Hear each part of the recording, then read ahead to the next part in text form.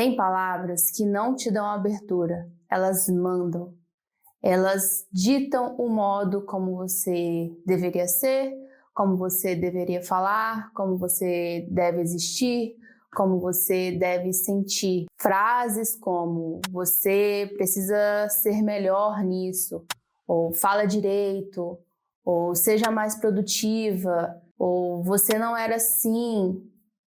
São exemplos disso, de como muitas vezes a linguagem, a fala, serve como uma ordem, como uma palavra dura, né, em relação à nossa existência, em relação à vida. E é sobre isso que eu quero falar com vocês hoje, porque muitas vezes, sem perceber, a gente vive numa língua que já vem pronta, dura, que é dominante e enrijece o modo como olhamos para nós mesmos e também para o mundo. Deleuze e Guattari vão chamar isso de linguagem fascista, essa linguagem dominante, dura e rígida. E ao mesmo tempo que eles vão trazer essa crítica, essa linguagem que ordena demais, que tem uma palavra de ordem muito forte dentro do nosso campo social, eles vão trazer também a literatura como um desvio dessa linguagem, como um devir, um modo de língua que vai ao avesso, né, da própria língua, que vai desviar dessa língua dominante. E quando eles falam dessa linguagem fascista, não é só no campo dessa macro política, desse fascismo que a gente conhece, né? Mas essa linguagem fascista também passa por essa micro política. E o que eles estão dizendo é dessa linguagem que é como uma palavra de ordem, que comanda, que vai dizer o que você deve fazer ou que vai ditar o que você deve dizer, como você deve pensar, como você deve sentir. Ela não pergunta, ela não dá abertura, essa linguagem é uma linguagem que comanda, que ordena. Ela vem com regras gramaticais, marcadores sintáticos, formas corretas de dizer, de sentir e de pensar, que acabam produzindo em nós uma certa forma, um certo molde de olhar o mundo, de perceber o mundo, de sentir o mundo. E quando a gente vai para a literatura, que você se encontra com um livro impactante, você percebe como que às vezes a gente está dentro de um mundo, de uma linguagem que é justamente assim, né? Que ela diminui a nossa potencialidade de perceber outras coisas.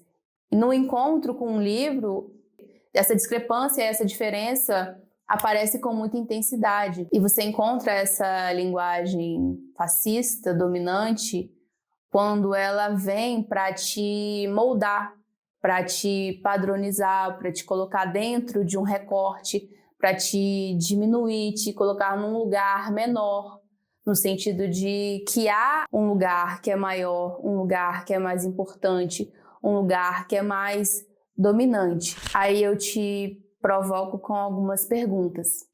O que para você é impossível dizer?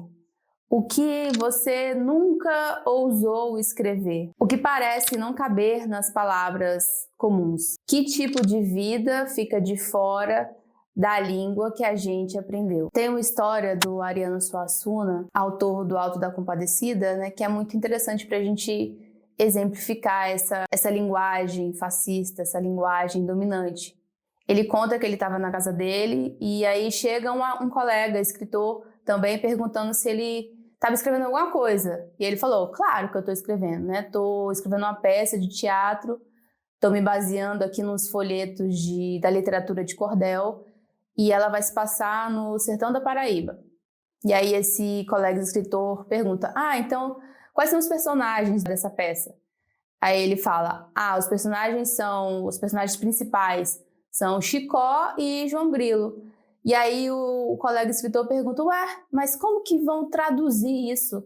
E aí ele fala, eu sei lá como é que vão traduzir, eu escrevo, né, para o povo brasileiro, eu não estou preocupado como que vão traduzir isso lá fora. Percebe como essa pergunta, né, desse colega escritor, ela é sutilmente violenta, né? Essa pergunta traz uma carga, né, de submissão da língua, como se a linguagem do sertão, né, do sertão do Brasil, precisasse se pedir permissão para existir, precisasse se submeter a essa linguagem dominante. Essa história é um exemplo dessa linguagem fascista, essa linguagem que quer enquadrar, que quer higienizar, quer homogeneizar, né, que quer adaptar tudo aquilo que não está no centro, que não está nesse lugar de poder. E é justamente aí que a literatura entra como potência,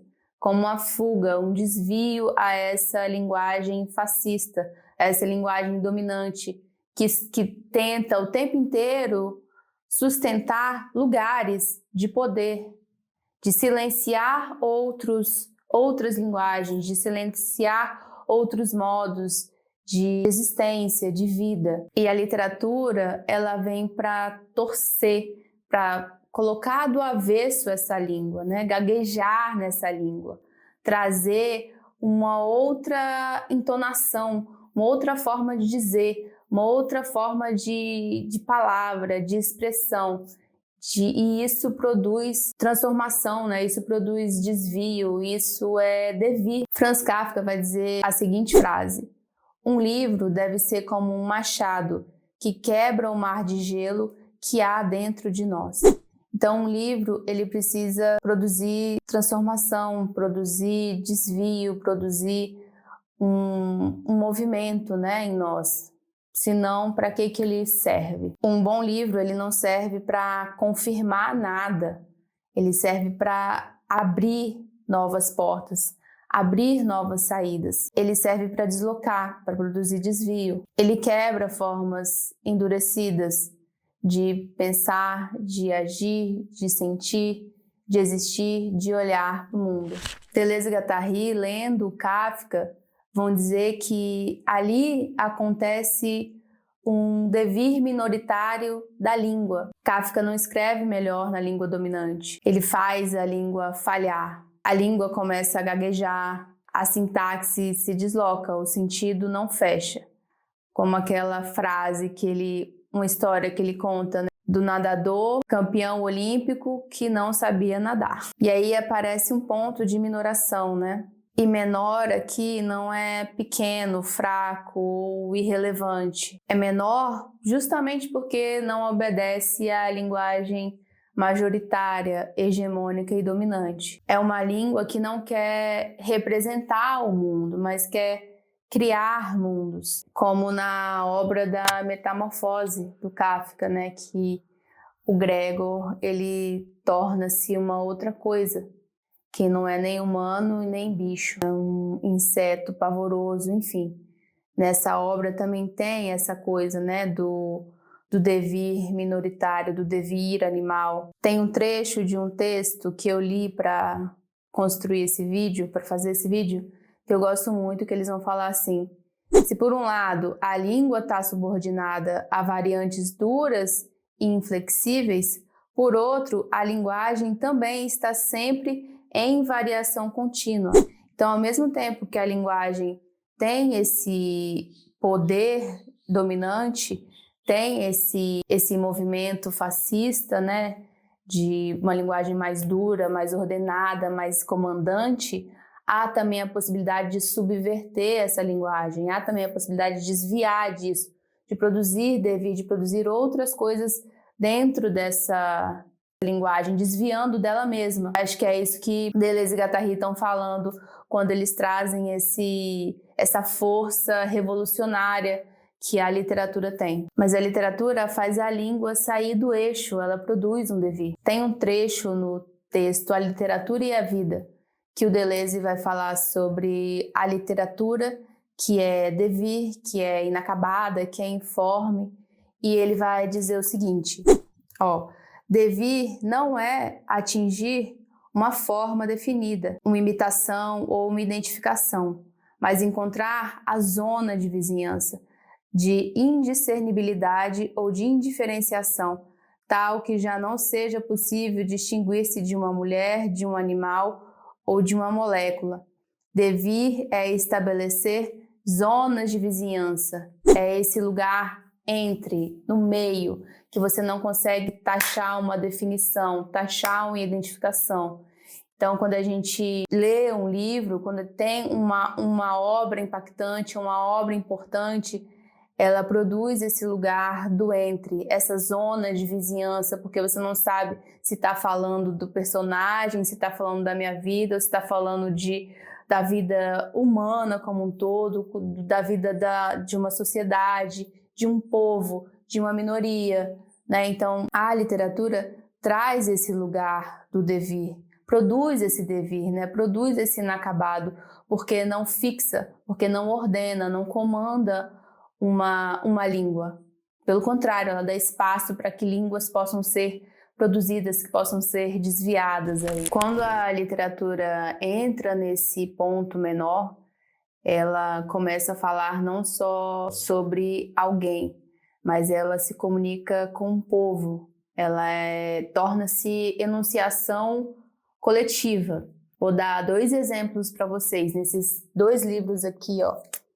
Nessa obra do Graciliano Ramos, Vidas Secas, ele conta a história, né, de uma família que passa por muita dificuldade enfrentando o sertão do Alagoas.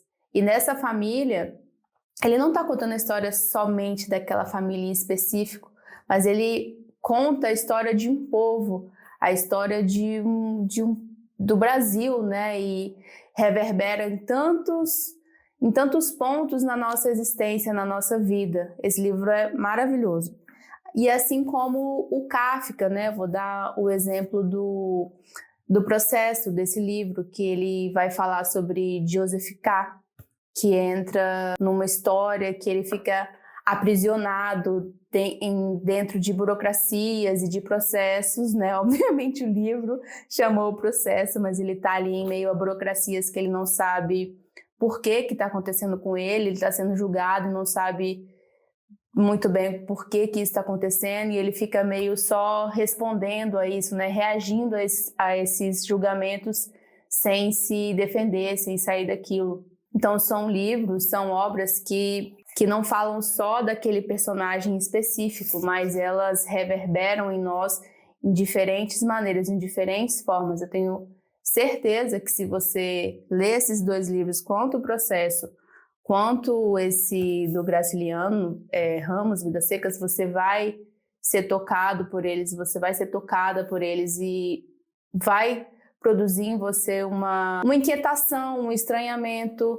Alguma coisa vai acontecer aí para além dessa vida cotidiana ou dessa vida habitual que a gente está acostumado a trocar, né, a estar. Não só esses 2 autores, mas tantos outros autores e autoras, como a Clarice Lispector também, enfim, muitos escritores que fazem passar na escrita forças que estavam bloqueadas, que estavam travadas, né, dentro dessa linguagem rígida que a gente comumente vive, né, acontece. Então não é só sobre contar a história de fulano, da personagem, é sobre dar passagem a desejos coletivos. É dar voz a vidas que não cabem nessa linguagem dominante, como a história da família do Fabiano em Vidas Secas, e sair, né, dessa servidão à forma. E é por isso que para mim, não só para mim, mas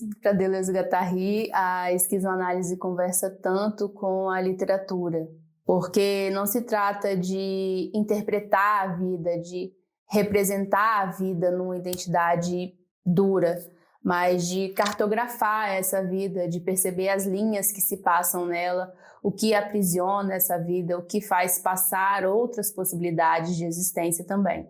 E na clínica a gente vê muito isso, o sofrimento psíquico, o sofrimento dessa existência, ele passa por tantas camadas, por tantas esferas, não só nesse lugar do mental, obviamente, mas muitas vezes a pessoa ela está sofrendo porque essa linguagem dominante opera na sua vida de tal forma que ela não consegue perceber outras formas de viver, outras formas de sentir, de se afetar, né, com as coisas, por conta dessa dureza da linguagem, por conta dessa rigidez que a pessoa permanece e não encontra saídas para isso. E tanto a literatura quanto a clínica caminham nesse mesmo espaço, nesse mesmo lugar, digamos assim, de incitar a criação de novas formas de vida, de novas formas de olhar para a vida,